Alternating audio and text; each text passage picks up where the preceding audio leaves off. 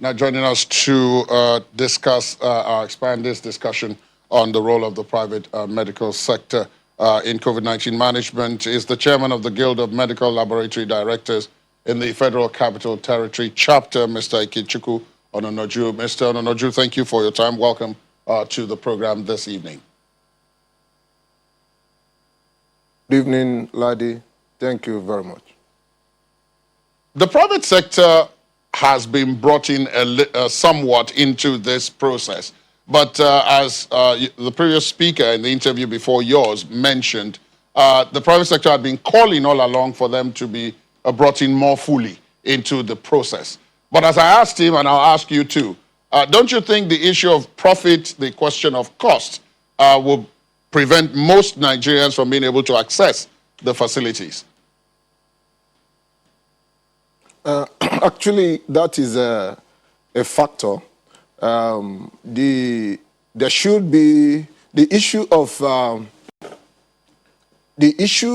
the cost is actually an issue, but you see, the more important thing here is that if we take it as a very serious issue, then the whole NGOs, the whole global donors in the world, can also invest the same way they are supporting the government. They should also support the private sector as well. And once the funds are available, and these private sector are also sponsored the way the government's public sector is being sponsored, I agree totally that the issue of course will be out of place. The same way that they've been sponsoring some other health issues, we've seen some programs like that they have also sponsored. And because they have sponsored and paid for it, then there was no issue of asking the patients or the clients to actually pay. But in a situation whereby everything is left for the private sector to actually foot the bill, then it should. That's when you talk about cost. And now I'm also aware that there is a guideline already laid down by the NCDC. In collaboration with MLSCN in the case of laboratory setting up of laboratories for testing. And I think that should also be so in the counterpart of the doctors for treatment.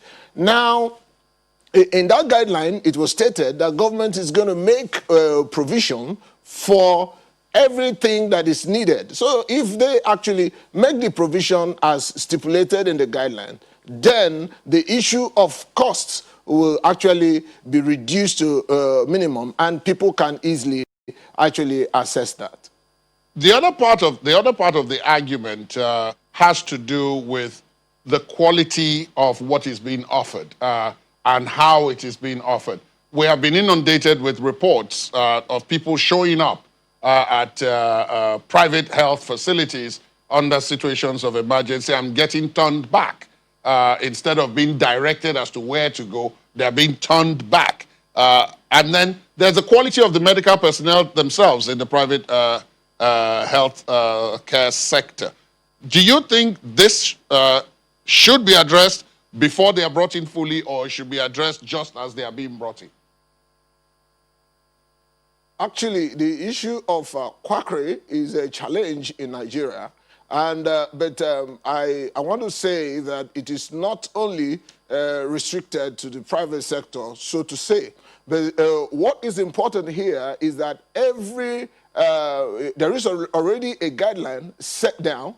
If that guideline is actually followed strictly, so what that means is that the authorities are supposed to come to those facilities and inspect the structures they have on ground.